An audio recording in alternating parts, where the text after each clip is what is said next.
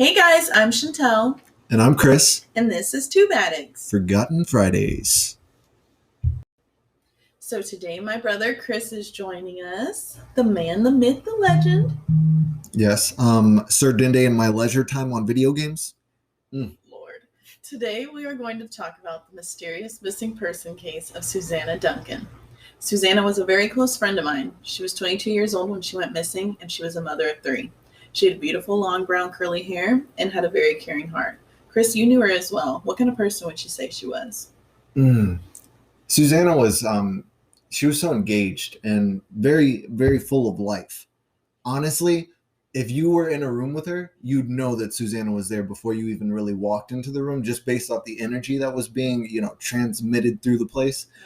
That's true. She really had like a lot of spirit to her, and honestly, it's a shame what's been going on here recently. Yeah.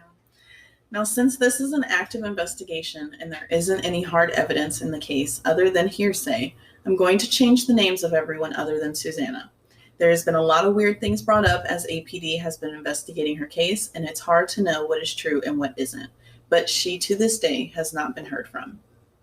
That's just, it's tragic, honestly, when you think about it, because this world is so connected these days, with all the technology and things like that. We have cell phones, for Christ's sake. So in my mind, it's like, how can a person really go missing in this world of information? Right. Yeah. Susanna Duncan was last seen on 7th and IH 35 in Austin, Texas, on April 21st, 2020. A month to the day since I had last seen her myself for my birthday. She was reported missing by her sister on May 24th of 2020.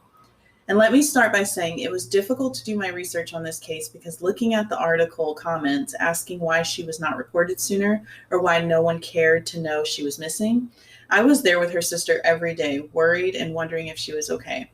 When a loved one suffers from drug addiction, it is so hard to know when they are wanting to just be left alone. You had messaged me while you were doing the research for this, and you told me those exact words. You were like, it's hard. And honestly, that alone shows the care. The fact that as you're reading that, no one really cared, or, how was this not reported? You immediately were stricken because you did care. You'd reached out to me when you first noticed that she had went missing. So from the beginning, you have been in her corner. And I mean, throughout time, you've been in Susanna's corner. So I just want that to go on record right now. I appreciate you, Chris. Yes. So at the time of her disappearance, she had lost custody of all of her children and just had left a very hostile and violent relationship with her youngest children's father. Susanna and her children's father, who I will call Tom, suffered from substance abuse issues, and Tom had an extremely long rap sheet. And Chris, when I say extremely long rap sheet, I mean like, what the fuck? How does someone commit this many crimes and keep getting out of jail? Long rap sheet. I mean, it's not surprising to hear. From the moment I and Tom were introduced to each other, I kind of knew. I had one of those gut feelings. It's kind of like the gut feelings you get in school when, they're like, I'm going to call your mother. And I had that. So I was like, no, this guy has the wrong kind of energy. And I mean, he just, from the first time I met Susanna, she looked so much healthier. Mm-hmm. She just looked like she was in a better place. To then the spirit burned out. Yes. With him. Definitely. Yes. I mean, that was his energy, and it became sadly her energy too. He has charges dating back to 2012, everything from theft to assault. While they dated, not only did he introduce her to heroin, but he beat her up many times.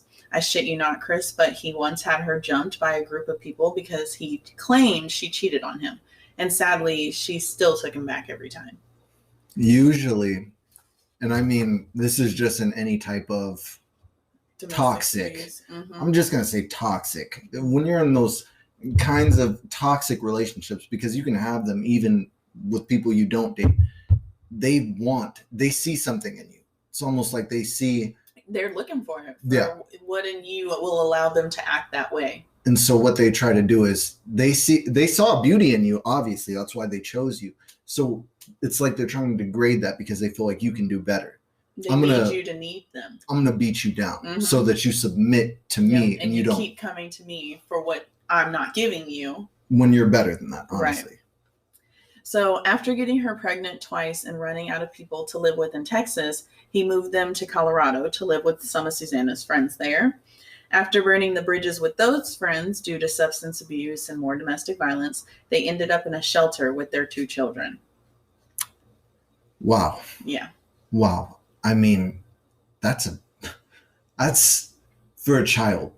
And I mean, you know, we had a childhood of moving around, but to be moved into a situation so frightful as high risk. And I mean, and for her, you're a mom, so it's like you obviously. I would feel like I remember talking to her at this time, and she felt like a failure. She felt like she wasn't doing what she was supposed to be, but at the same time had no clue how to fix it. You know, had no idea.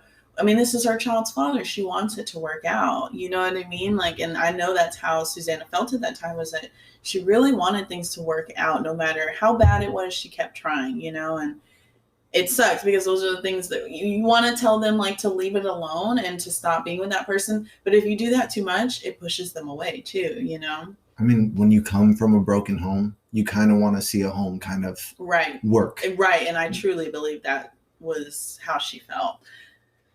Well, while living in the homeless shelter, Susanna and Tom got into another domestic violence incident where he slammed her head into a concrete wall in front of workers that worked for the shelter. And do you know what they did? Call for help? So they did call the police and they kicked them out. All of them. And that pissed me off, to be honest. Like, yes, call the police, but why kick her out? You see she's in danger. I'm kind of baffled as well, because this is a mom and her kids. Do you have a heart? This man is the problem here. He is the problem. This woman needs help. Yeah. Just I mean, at least a safe place to be. You could flip the roles, whatever you want to do. Whoever is in the right here, there is a wrong, there is a right. So whoever is in the right, in this case, this woman needed help. So I'm just baffled. So him being in jail gave Susanna a chance to get away. So she called her big sister, Shelley, and asked for help. Shelley had helped Susanna many times, but she knew what her sister was dealing with and was hopeful this was the turnaround. She sent her enough money to ride a bus back to Texas with her children and leave Tom's ass in the dust. We could only hope, at least. What do you mean by that? We could only hope. So, as we'll see, and we'll get into it a little more, it did end up coming out that around the time of her disappearance, she was back in contact with him.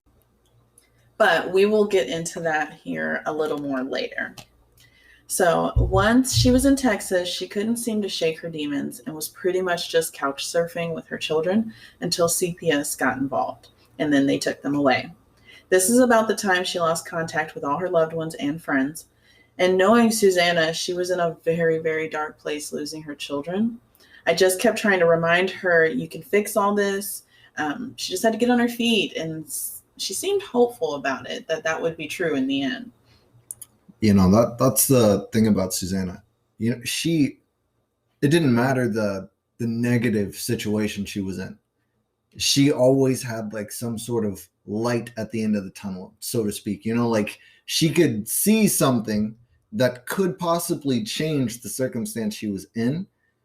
And it was like, you know, you're talking to her and you're trying to see that as well. But it's just kind of crazy because to lose a child just as a parent in general. It breaks your spirit. I mean, I can only imagine. I've never lost a child, so I wouldn't know, but I imagine it would break your spirit, you know? I mean, we saw growing up our grandmother, and for the longest, I didn't realize that she had lost a child, that a child had been lost. And when I did realize it and what it did to her, I mean, you know, she kind of had like one foot here, but one foot somewhere else with that child. Right. And then on top of that, you add in dealing with drug addiction. And, you know, that is hard in itself. And I'm sure it felt like there was no getting ahead at that point. But she did seem, like you said, like she always did kind of hold on to, well, I should be down, but she would always look to like the future and to trying I'm to gonna fix it. get it together. That kind of thing. Yes, exactly. So in the days leading up to her disappearance, she was hanging with a group of girls she had known for a while. They all went to the same high school together in Marble Falls, Texas, that is. But it should be noted the girls were actually a little older than her. Susanna was a couple years younger than me, but since me and her older sister, Shelly, were best friends, it caused us to be close and for her to get to know people that were actually older than her as well. You know, I remember, if this is a story I'm thinking about, you called me and you were like, Chris, I'm a gosh darn detective. And I was like, what? What kind of conversation is this you're trying to start up? And I mean, so I'm kind of curious to see where this is going to progress, because I know a bit, but I don't know the full truth. So yes, well, let's get into it because it is pretty crazy. So later, a witness would come forward to detectives and say the day prior to her disappearance, Susanna was seen getting into a physical altercation with the group of girls. Keep that in mind. The intersection in Austin that Susanna was last seen on is a known homeless camping area. Since she was technically homeless, it isn't far-fetched to believe she was living there at the time. Her sister received a suspicious call a few days earlier saying Susanna wasn't doing too well and needed some help. She would actually try to reach out to the number later when she didn't hear from her, but eventually the person just stopped responding. This information was given to the police, but it doesn't seem to have led to anything, or at least the police aren't saying it has, active investigation and all. Understandable. Right. But how weird, I get what you're like, because imagine getting that call from somebody about me, because we're siblings. Oh, you know what? You're right. We are siblings. That's I mean. So if you got that call about me, or vice versa, I mean, terrifying. For a sibling, just for any of my siblings, I mean, like to know that you're out there and you need help. Right. And I don't know what to do, where to go. I don't know if it's serious, because you got to remember you're dealing with the drug addict. So it's like, again, like I said earlier, to know when is the time to help and not. Sometimes they don't want your help. Sometimes they're like, get away from me. That's just siblings in general. But that's true. As an older sister, to know that your younger sibling could be in trouble, could be hurt, or, something wrong could, and I mean, so when you say that she tried to call the number back, that just shows that there was a little bit of panic there. Right. It was like, Especially when the worst thing happens, like when your family member goes missing after that call. It's literally your worst nightmare. I can't even imagine. So the first thought is maybe something happened to her because of her high-risk lifestyle.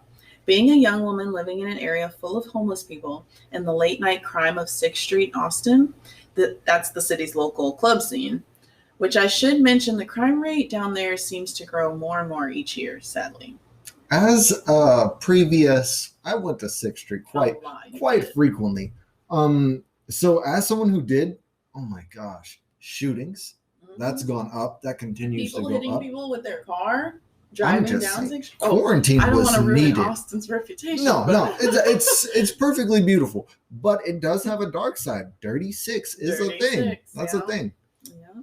So the problem with that for me is that witness that was saying that a day or two before she was seen getting into the physical altercation with the friends. Like, you know what I mean? Like, that to me is a thing.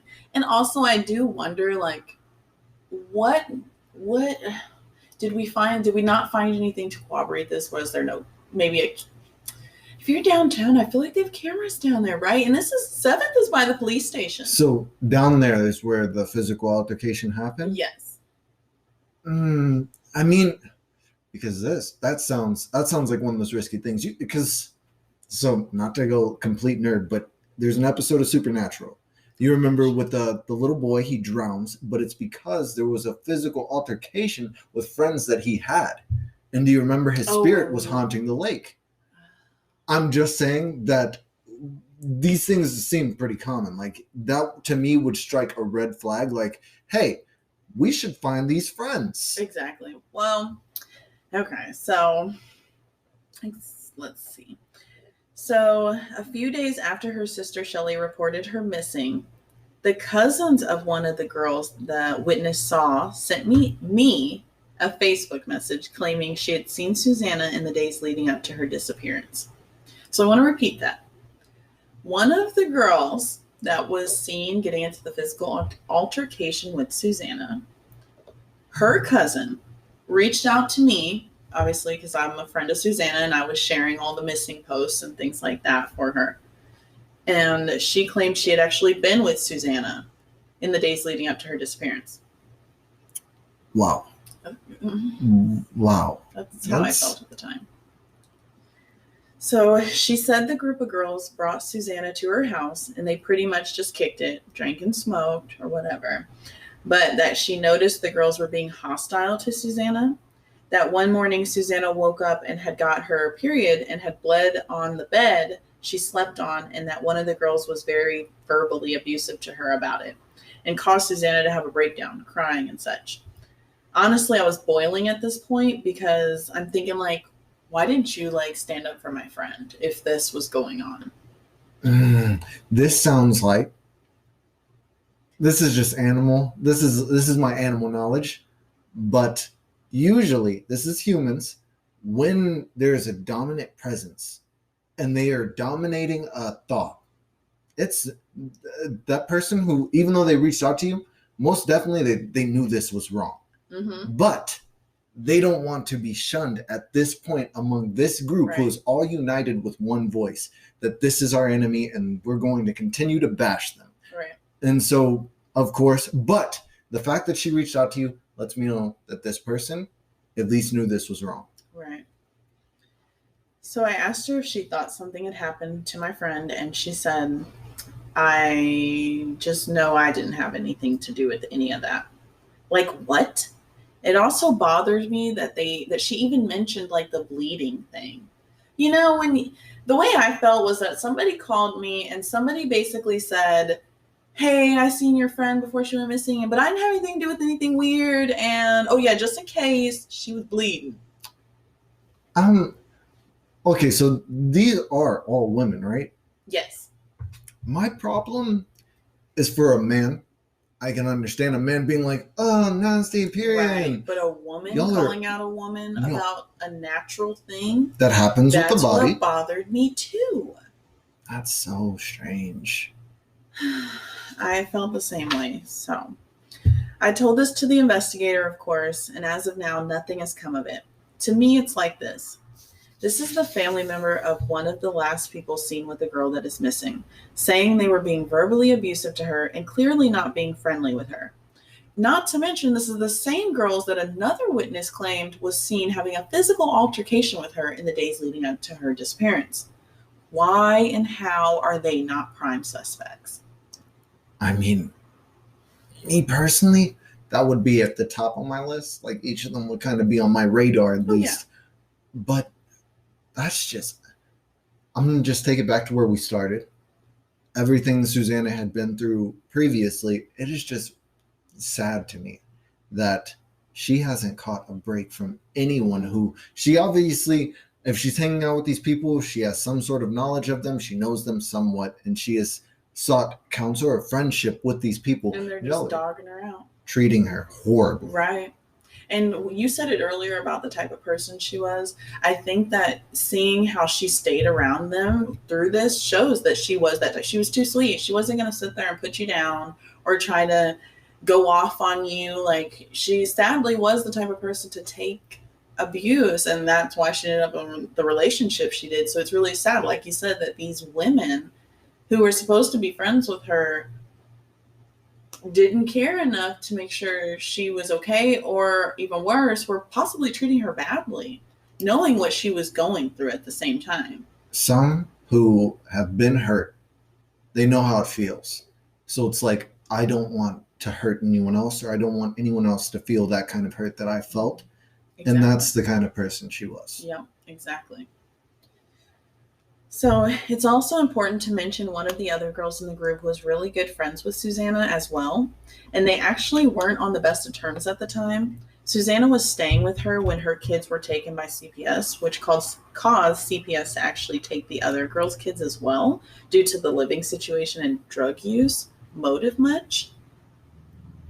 That's definitely fishy. That's what's that smell? Fishy. Yeah, I definitely it's a stretch, but at the same time it's enough for somebody to be mad.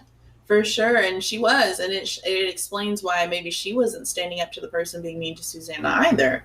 So it seems like these girls all had reasons to be mad at her, and now she's missing. That's a problem to me. You know what I mean? What? It's like, I'm not going to speculate, but it kind of strikes a chord. Like, okay, what if things got out of hand? Things got too far out of hand, and now it's like, oh wait, I didn't want to go here. I had to tell someone just in case, so I'm not fully to blame. Or it's easier on me, just in case it ever is brought to the light. Because again, we do live in a very, this is technology all around us. It's, things can't stay hidden as long as they used to be. I mean, we have cancel culture now and things like that. Things cannot stay in the dark as much. So I'm just saying. It is definitely fishy, for sure. And obviously this has gone nowhere since it is still an active investigation, but weird nonetheless. However, that is not all. Once we finally got access to Susanna's Facebook account, I was able to read through all of her messages. These were turned over to local law enforcement, and Susanna was in communication with a lot of people at the time, but not one of the messages led to the moment she went missing. There were no things in particular that stood out as a smoking gun and really felt like just another dead end. But at the time, she was talking to a guy we will call Jimmy. Jimmy was another drug addict / criminal in and out of jail. They were talking in like a flirty kind of manner, and it was clear they had either already been intimate or, maybe in the past they were intimate. Again, nothing in the messages stating that he was with her at the time of her disappearance, but the same person that called me with the information about them coming to her house also mentioned Jimmy. And in what way? So she mentioned Jimmy had dropped her off and was supposed to pick her up as well. But after the fight with the girls, they all left in a hurry with Susanna. Why she went with them while fighting with them, I do not know. If she met up with Jimmy later, I also do not know. Susanna was homeless and did not have a phone of her own. This is why most of her communication was done on Facebook. However, if she called people, that would be from other people's phones. So she could have called him from anyone's phone. We just wouldn't know. Yeah, I mean, the fact that his name is even being thrown around. Yeah. Already, again, red flags being thrown up, and I'll place them here. Yeah. Now, him just dropping her off obviously doesn't mean he had anything to do with her going missing, but would it make you feel skeptical if I said not too long after Susanna went missing, another woman came forward to local police and said Jimmy had drugged her and actually attempted to sell her into sex trafficking? Oh, my Lord. Yeah. Ted Bundy. That's all I'm going to say, Ted Bundy. Why do you say Ted Bundy? Because do you remember that there were people who were reporting the same thing, yeah. and they completely acted like they weren't putting two and two together. Yep. Yep. And if you remember correctly, around the same time of her disappearance, Vanessa Gillian went missing as well, and investigations into that turned up leads to other criminal activity going on at the time. In a New York Post article I read from August of 2020, 2 Fort Hood soldiers among 9 were arrested in a sex trafficking sting. That was last year, by the way, 2020. I am baffled. And honestly, this is why your podcast idea is brilliant in my mind. Because it's like, it's just bringing things to the light much faster, because this shouldn't still be happening. Right. And the sad part is you don't hear about this stuff. Until I did the research, I didn't know that happened. That there was literally a sex trafficking ring 45 minutes from us. Scary. For those that don't know, Fort Hood is a military base here in Texas. It is, we've come to know now, is known for a lot of criminal activity, sadly. And I believe it's the second biggest military installation in the country or something like that, right? I'm gonna agree with you, because I don't know, but I'm sure someone will educate me. Don't at me, y'all. So this is all the info we have leading up to her disappearance. That is 3 different possible scenarios that could lead to something, and yet the police have moved on no one. So what the fuck happened to Susanna Duncan? Although Susanna was struggling at the time, she wasn't known to just stop speaking to friends altogether. Even in her darkest times, she would still message me about how my kiddos were doing. In bringing it back to her baby daddy, it is unknown when he got out of jail in Colorado, but I have to assume the APD did their due diligence and contacted CO police for this information. But Tom was known to be involved with bad people in the drug scene, and since he was known for trying to hurt her, like getting her jumped, did he have someone hurt her because she left him in CO, or did he get out of jail and come and do it himself? The messages did show that they had been in contact around the time of her disappearance. Okay, so earlier when you had said you were okay, I'm piecing it together, but that is strange. Yeah. So he was in jail in Colorado, as well as the criminal past he has here in Austin. Yeah. That's strange. Going to jail outside of the state it's just, and then on top of that, you were in contact with her right around the time she goes missing, or is when I seen her on my birthday, if I'm not mistaken, I think she had spoken to him at that time, and that was a month before her disappearance. So the most dangerous time for a woman in an abusive relationship is when she leaves her abuser. That is when it is most likely that she will be killed or hurt and harmed. Yes. I was trying to mix up hurt and harmed at once. Whatever. But it is the most dangerous time, and so it's not crazy to think that he would have come and hurt her or even had someone else do it. He had done it before. But again, I have to hope that APD checked into when he got out of jail, where he was. I mean, this guy seems to be able to do whatever the fuck he wants, whenever the fuck he wants to do it. We're not going to get into it, but so as someone who bases any horror moment to movies I've seen, I will as well take this situation and go back to movies such as Enough. Movies, Sleeping with the Enemy. Great movie. All of them show an abusive male who is imposing on a woman, and she literally runs away, starts a whole new life. And what does he do? He always comes back Chases for her. her down. Always. Actually, though, in Enough, didn't she come back? We're not going to talk about that. Police can't know about that, remember? Yeah, I'm thinking about that. He wrote a letter to her. That's why she came. Don't try to mess up J-Lo. Anywho, so he has been out for a while now and back in Texas. He shares photos of her and cryptic messages about her being gone on his Facebook all the time. Some are more disturbing than others. Recently, he made one that said, "I still think about you every day. I don't know why God had to take you from us. And maybe I'm just a sad, desperate friend, but did he take her from us? Or do you know something we don't know?" That's strange. Yeah. Most of her loved ones don't like him. Whether he is the cause of her disappearance or not, he was definitely the cause of much pain in her life in the years leading up to it. We also very much question the group of girls situation. It just does not make any sense. And what about Jimmy? My research into Jimmy found he also had a long rap sheet, with an arrest back in 2013 for sexual assault. Like fucking literally sexual assault. Are you kidding me? Oh my gosh, what kind of dating app do you find these guys on? Oh my God. I have to remember and remind myself, stay away from that. That must be toxic relationships are us, LinkedIn. Oh my gosh. It's scary to think of all the shitty characters Susanna was in contact with around the time leading up to her disappearance.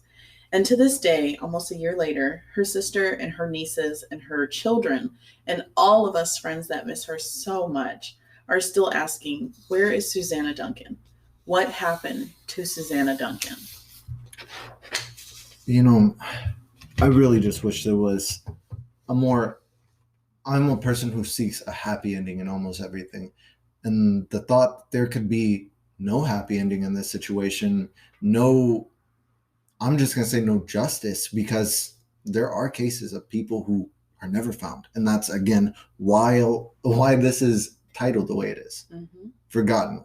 Yeah. They are forgotten. They're misplaced. Whatever you want to say, they're just not here. It's put on a shelf, and it's but they will always be in like memories and hearts Of the of people that love them, that they that touched. can't let it go, that can't move on, that don't get the closure they deserve. Being a drug addict or a person struggling with mental illness should not mean your life does not matter. Obviously, she went missing at a rough time, during a global pandemic and around the time of another missing person case that sadly just got more attention. But there are still people that need answers, that miss her and just want to know she's okay or at least have some kind of closure. My hope is that this investigation does not go cold forever. If you are out there, Susanna, just know you are loved and missed so dearly. If someone you know is struggling with addiction or domestic violence, don't stop trying. I mean, it's hard and unfair, but they need you. It's you can never close the door completely on a sibling. Whether we like it or not, we are given each other. We came into this world not asking to, and we all have to deal with whatever pain is caused at that childhood age, and only your siblings will truly know what you went through. So you can you just can't turn your back on them. You have to stick in there. You have to, continue to fight the fight because you have to show them and remind them to continue to fight as well. They're giving up. They're giving over power to something else. So help them take it back. Yes, well said. Well, guys, that is all I have for you today on Forgotten Fridays. If you have any information regarding Susanna Duncan's case, anything you heard, saw, think, it doesn't matter, please reach out to the Austin Police Department. Reach out to their missing persons department. There is an investigator there that I will link in our bio information so that you can reach out to him. But just speak up if you know something. We don't have answers, and her family deserves answers. Though the topic we discussed today is one that is very serious and very real, I would like to now invite you guys on a brighter note to catch us on next week's episode of Forgotten Fridays, where we will bring you another mysterious missing persons case. Yes. And don't forget to catch me on Tuesday's episode of Tube Addicts, where me and Dee talk about the current movies and shows we've binged. Bye, guys. Bye, guys.